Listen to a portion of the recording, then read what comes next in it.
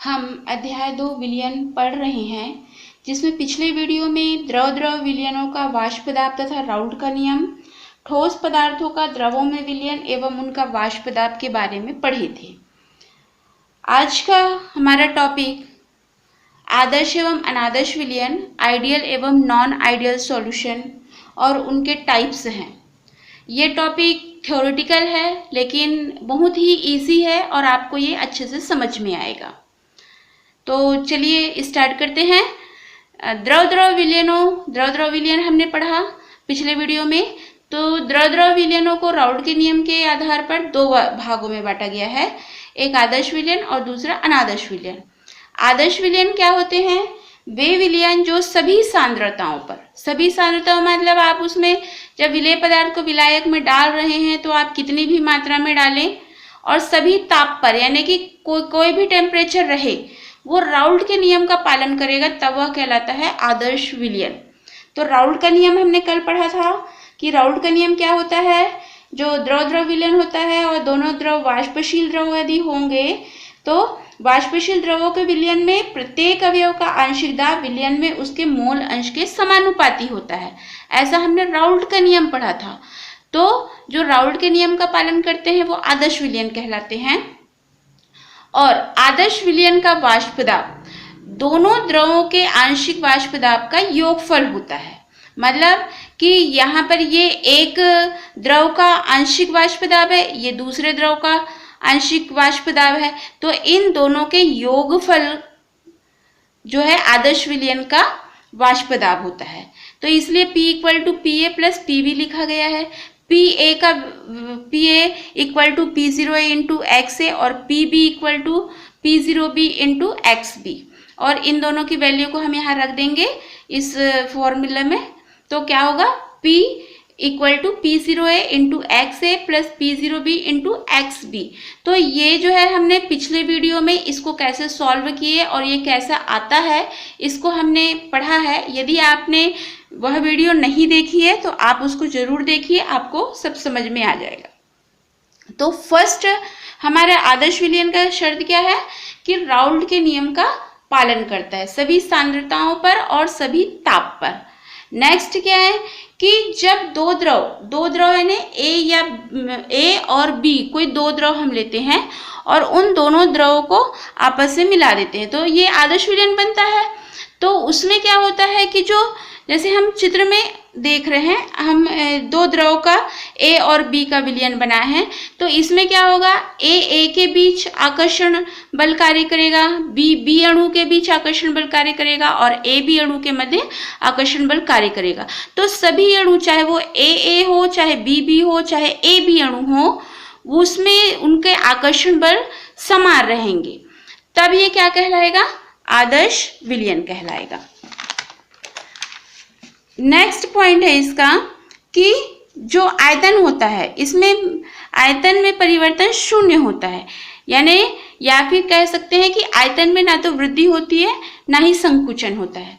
मतलब कि जब दो द्रव को हमने मिला दिया है तो जो आदर्श विलयन मिलता है, जो आदर्श विलयन मिलेगा उसका आयतन जो द्रवों के आयतन के योगफल होता है।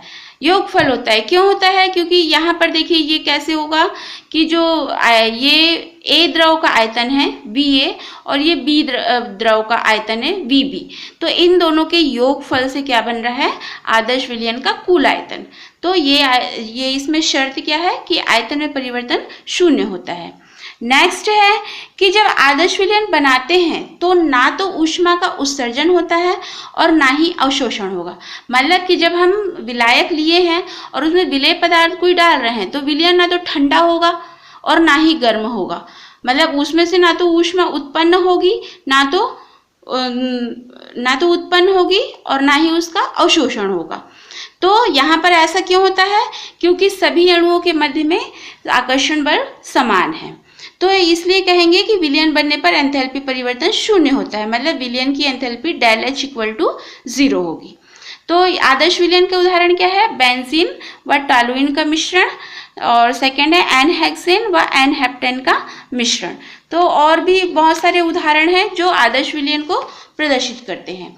तो इस प्रकार हम कह सकते हैं एक लाइन में कि जब किसी विलेय को किसी विलायक में किसी भी अनुपात में मिलाने पर आयतन परिवर्तन तथा एंथैल्पी परिवर्तन शून्य हो रहता है, तब प्राप्त हुए विलयन को आदर्श विलयन कहते हैं। नेक्स्ट, अनादर्श विलयन, नॉन आइडियल सॉल्यूशंस। वे विलयन जो सभी सांद्रताओं एवं सभी ताप पर राउल्ट के नियम का पालन नहीं करते हैं, अनादर्श विलयन कहलाते हैं। मतलब जो विलयन जो राउल्ट के नियम का पालन किया, जिसमें एंथैल्पी का मान शून्य रहा, जिसमें डेल वी का मान शून्य रहा, वो आदर्श विलयन हो गया। अब उसके विपरीत जब वो राउल्ट के नियम का पालन नहीं करेगा, जो अणुओं के मध्य उनका आकर्षण बल समान नहीं रहेगा, जिसमें आयतन परिवर्तन होगा, एंथैल्पी परिवर्तन होगा, तो वो क्या कहलाएंगे? अनादर्श विलयन। तो एक एक पॉइंट को हम देख लेते हैं। तो जो सभी सांद्रताओं पर और सभी ताप पर राउल्ट के नियम का पालन नहीं करते हैं वो अनादर्श विलयन कहलाएंगे। मतलब कि हमने आदर्श विलयन के लिखा था P equal to PA plus PB, तो यहाँ अनादर्श विलयन के लिए क्या होगा? P बराबर नहीं है PA प्लस PB के। नेक्स्ट इसकी शर्त हमने आदर्श विलयन में क्या पढ़ा कि AA BB या AB अणुओं के मध्य आकर्षण बल समान होता है, लेकिन आदर्श विलयन में उसके विपरीत, यानी कि AA BB या फिर AB अणुओं के मध्य में आकर्षण बल भिन्न होगा। तो इस प्रकार से आकर्षण बल भिन्न होने के कारण ये कैसा विलयन बनाएगा? अनादर्श विलयन। इसमें विलयन का कुल आयतन घटक द्रवों के आयतन के योगफल से भिन्न होता है और अनादर्श विलयन बनने पर विलयन का आयतन में वृद्धि या संकुचन होता है। मतलब आयतन क्या होगा? बराबर नहीं है VA प्लस VB के। हमने आदर्श में क्या लिखा? V equal to VA plus VB, लेकिन अनादर्श में क्या लिखेंगे? V बराबर नहीं है VA प्लस VB के, इसलिए डेल V बराबर नहीं है 0 के। अनादर्श विलयन में क्या होता है? जब अनादर्श विलयन बनाते हैं तो ऊष्मा का उत्सर्जन होगा या अवशोषण होगा, यानी कि विलयन जो है गर्म होगा या फिर ठंडा होगा, तो एंथैल्पी का परिवर्तन शून्य नहीं होता है, इसलिए हम क्या लिखेंगे? डेल H बराबर नहीं है 0 के। तो इस प्रकार से उदाहरण हम देखते हैं, अल्कोहल का जल में विलयन, नाइट्रिक अम्ल का जल में विलयन। जैसे हम जो अम्ल होता है, आपने देखा होगा प्रयोगशाला में, जैसे H2SO4 है, जब हम उसको पानी में डालते हैं तो वो क्या होता है? उसमें वो बर्तन जो है गर्म होने लगता है। या आप घर में देखिए, घर में आपने चूना लेते हैं, जब उसको, चूना एक विलेय पदार्थ है, ठोस है, और उसको आप विलायक में जब डालते हैं तो क्या होता है? वो उबलने लगता है। यदि अधिक मात्रा में डालें, थोड़ा जैसा भी आप मात्रा डालेंगे तो वो गर्म होने लगता है, तो वो क्या कहलाएगा? अनादर्श विलयन कहलाएगा। तो इस प्रकार से ये हमने पढ़ा आदर्श विलयन, अनादर्श विलयन। तो जो अनादर्श विलयन है ये आदर्श व्यवहार से विचलन दर्शाते हैं, यानी कि हम कह सकते हैं कि अनादर्श विलयन 2 प्रकार के होते हैं। फर्स्ट है धनात्मक विचलन प्रदर्शित करने वाले अनादर्श विलयन, non ideal solutions which show positive deviation, और सेकेंड है ऋणात्मक विचलन दर्शाने वाले अनादर्श विलयन, non ideal solution which show negative deviation. तो फर्स्ट देखते हैं इसमें धनात्मक विचलन दर्शाने वाले अनादर्श विलयन। अब इसमें क्या होगा? जैसे हम देख रहे हैं यहाँ पर क्या लिखा है? AB आकर्षण कम है किससे? AA एवं AB आकर्षण एवं BB आकर्षण। तो इसका मतलब क्या है कि जो हम अनादर्श विलयन बना रहे हैं, यदि वो धनात्मक विचलन प्रदर्शित करेगा तो उसमें 3 प्रकार के अणु बनते हैं, AA, BB और AB। तो जो AB का आकर्षण होगा वो कम होगा और जो AA अणु होंगे या BB अणु होंगे उनके मध्य आकर्षण बल अधिक होगा, तब वह विलयन कैसा होगा? धनात्मक विचलन प्रदर्शित करेगा। या फिर हम बोलेंगे कि जो धनात्मक विचलन दर्शाने वाले अनादर्श विलयन है उनके वाष्प दाब का मान घटक द्रवों के आंशिक वाष्प दाब के मान राउल्ट नियम द्वारा परिकलित मानों से अधिक होता है। मतलब कि हम उसमें क्या लिख सकते हैं? PA अधिक है किससे? P0A इंटू XA, या फिर PB अधिक है P0B इंटू XB। तो हम इसमें जब वैल्यू रखेंगे तो वो क्या हो जाएगा? P बड़ा है या P अधिक है किससे? PA प्लस PB से। या फिर हम लिख सकते हैं del P equal to positive, धनात्मक। तो ये धनात्मक विचलन प्रदर्शित कर रहा है। नेक्स्ट, विलयन बनने के प्रक्रिया में ऊष्मा का अवशोषण होता है। अवशोषण होगा मतलब कि एंथैल्पी का मान पॉजिटिव होगा, ऊष्मा क्योंकि अवशोषण हो रहा है। इसी प्रकार से जो आयतन है, इन विलयनों का कुल आयतन विलयन बनाने में प्रयुक्त किए गए द्रवों के आयतन के योगफल से अधिक होता है। मतलब कि जो आयतन रहेगा, जो धनात्मक विचलन प्रदर्शित करने वाले जो अनादर्श विलयन होगा, उसका आयतन जो द्रव प्रयुक्त किया जा रहा है VA और VB, तो उनके योगफल से जो अनादर्श विलयन बन रहा है उसका आयतन अधिक होगा। इसलिए del V equal to positive, धनात्मक प्रदर्शित कर रहा है। तो यहाँ पर हमने एक ग्राफ में समझते हैं कि ग्राफ में क्या दर्शा रहा है। ये वाष्प दाब और मोल प्रभाज के बीच में यहाँ पर ग्राफ खींचा गया है। तो ये जो वक्र है ये आदर्श विलयन से विचलन प्रदर्शित कर रहा है। तो जो PA है ये जो है PA द्रव के लिए है, ये PB द्रव के लिए है, और जब इसको मिलाया जाएगा तो ये वाला जो वक्र है P0A और P0B को मिलाया जाएगा तो ये ऊपर की तरफ। तो जो धनात्मक विचलन दर्शाते हैं उसमें कर्व जो है, जो ये डॉट डॉट लाइन है, उससे हमको ऊपर की तरफ बनानी है। ये विलयन का वाष्प दाब को दर्शा रहा है। ये PA जो है एक द्रव के आंशिक वाष्प दाब और PB जो है दूसरे द्रव के आंशिक दाब को दर्शा रहा है, और ये जो है विलयन का वाष्प दाब को दर्शा रहा है। इसके बाद नेक्स्ट देखते हैं, इसमें उदाहरण देखते हैं। उदाहरण क्या है, जैसे एथिल अल्कोहल और एनहेक्सेन। जो एथिल अल्कोहल होता है, एथिल अल्कोहल के बीच में हाइड्रोजन बंध पाया जाता है। जैसे हम चित्र में देख रहे हैं कि इसमें हाइड्रोजन बंध पाया जाता है, केवल एथिल अल्कोहल रहेगा तब। लेकिन जब इसमें एन-हेक्सेन को मिला दिया जाता है तो इसमें एन-हेक्सेन के अणु बीच बीच में आते हैं। तो बीच बीच में आने के कारण इसमें क्या होता है, हाइड्रोजन बंध टूट जाता है। और जब हाइड्रोजन बंध टूटेगा तो उसमें क्या होगा, आयतन अधिक होगा, एंथैल्पी अधिक होगी। इसलिए क्या होगा, डेल V पॉजिटिव होगा, डेल H पॉजिटिव होगा। इसके बाद और भी उदाहरण है, कार्बन टेट्राक्लोराइड और बेंजीन और बहुत सारे उदाहरण हैं। और एक पॉइंट है आपका, एक निश्चित संगठन पर विलयन का वाष्प दाब अधिकतम होता है, अतः क्वथनांक निम्नतम होता है। यह दोनों घटक द्रवों के क्वथनांक से कम तापक्रम पर उबलता है। इसे निम्न क्वथनांकी स्थिर क्वाथी मिश्रण कहते हैं। तो ये आपको अभी जब हम स्थिर क्वाथी मिश्रण का टॉपिक पढ़ेंगे उसमें अच्छे से क्लियर हो जाएगा। तो अभी इतना ही समझते हैं, आगे की तरफ बढ़ते हैं। ऋणात्मक विचलन दर्शाने वाले अनादर्श विलयन। अब जैसे धनात्मक विचलन दर्शाने वाले थे, उसी के जस्ट विपरीत ऋणात्मक विचलन दर्शाने वाले अनादर्श विलयन है। तो इसमें क्या होगा, वहां पर हमने धनात्मक विचलन दर्शाने वाले अनादर्श विलयन में क्या देखा था कि जो AB के आकर्षण है ये कम होता है AA एवं BB आकर्षण बल के मध्य।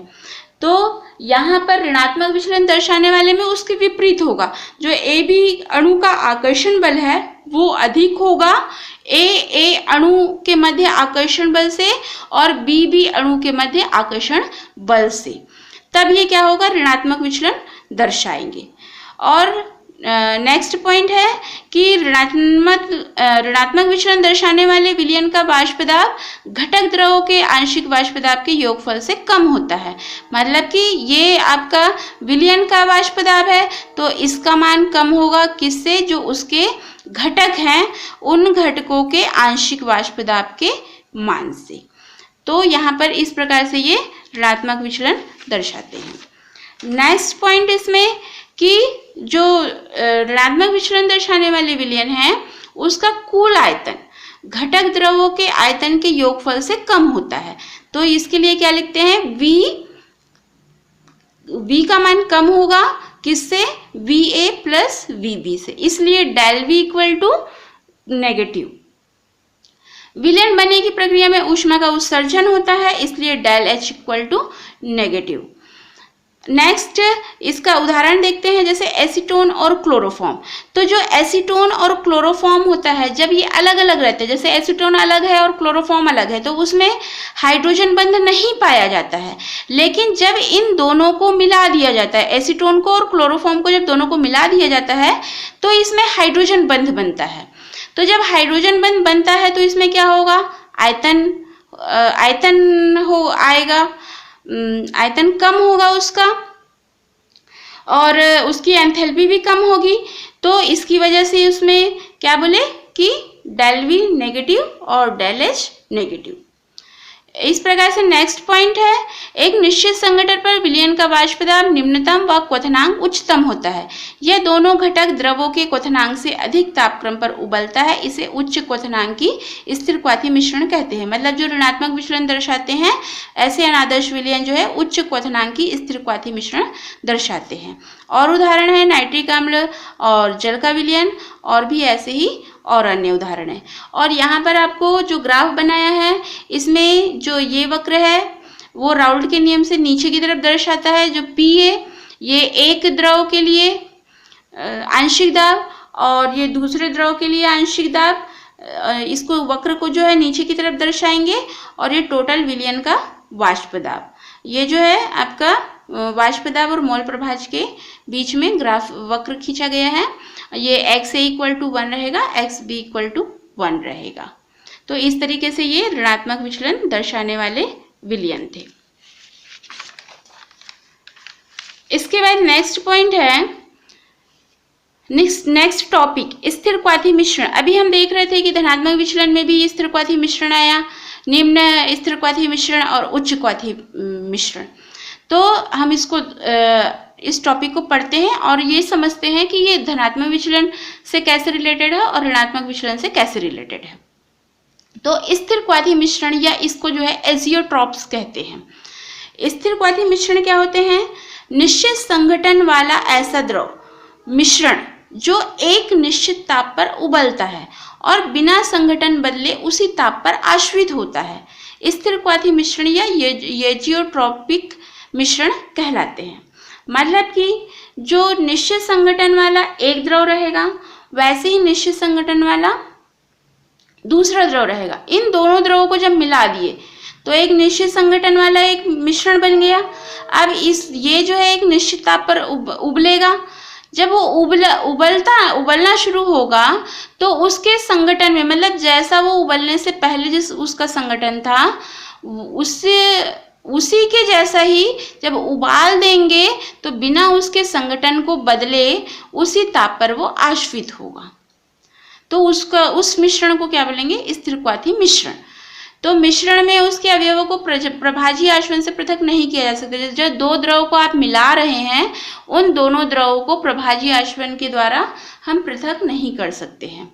उदाहरण है एथिल अल्कोहल 94.5% और जल 4.5% अनुपात में स्थिर क्वाथी मिश्रण बनाते हैं। ये दो प्रकार के होते हैं, निम्न क्वथन एजियोट्रॉप लो बॉइलिंग एजियोट्रॉप और उच्च क्वथन एजियोट्रॉप हाई बॉइलिंग एजियोट्रॉप। तो निम्न क्वथन एजियोट्रॉप क्या होते हैं, वे विलयन जो राउल्ट नियम से धनात्मक विचलन प्रदर्शित करते हैं, उनका वाष्प दाब उच्च होता है। मतलब अभी हमने पढ़ा धनात्मक विचलन में कि धनात्मक विचलन प्रदर्शित करने वाले निम्न क्वथन एजियोट्रॉप दर्शाते हैं। तो ये कैसे दर्शाते हैं, इसको हम देखते हैं। तो इसका हम उदाहरण से हम इसको समझते हैं। यहाँ पर दो द्रव लिया गया है, एक एसीटोन 34% और एक कार्बन डाइसल्फाइड 66%। यहाँ पर आप ग्राफ देख रहे हैं, ये निम्न क्वथन एजियोट्रॉप के लिए ताप संगठन वक्र है। इसमें ये क्या दिखा रहा है, जो ये आपको ये जो कर्व दिखा रहा है, ये एसीटोन के क्वथनांक को, यहाँ पर ये जो है ताप को दिखा रहा है, ताप डिग्री सेल्सियस 25, 35, 45, 55, और इधर आपको उसकी मात्रा को दिखा रहा है 20, 40, 60, 80, 100। तो यहाँ पर जो ये तापमान है एसीटोन का क्वथनांक 56 डिग्री सेल्सियस, मतलब जब हम एसीटोन को अकेले गर्म करेंगे तो वो 56 डिग्री सेल्सियस पर उबलने लगेगा, और जब कार्बन डाइसल्फाइड को अकेले उबालेंगे तो उसका क्वथनांक 46 डिग्री सेल्सियस होगा। मतलब 46 डिग्री सेल्सियस पर कार्बन डाइसल्फाइड उबलने लगेगा। तो अब इनका दोनों का क्वथनांक देखिए, इसका 56 डिग्री सेल्सियस है एसीटोन का, और कार्बन डाइसल्फाइड का 46 डिग्री सेल्सियस है। लेकिन जब इन दोनों द्रवों को मिला देंगे, यहाँ पर नीचे में द्रव लिखा है, मतलब कि ये द्रव फॉर्म में है। द्रव को आपने जो पदार्थ लिया है वो द्रव फॉर्म में लिए, क्योंकि हम द्रव द्रव विलयन में पढ़ रहे हैं और स्थिरक्वाथीय मिश्रण पढ़ रहे हैं। धनात्मक विचलन पढ़े हैं, अनादर्श विलयन के अंतर्गत पढ़ रहे हैं, तो हम द्रव द्रव विलयन को ही ले रहे हैं। तो यहाँ पर ये जो द्रव है, जब इसको गर्म किए तो ये क्या हुआ, वाष्प बना।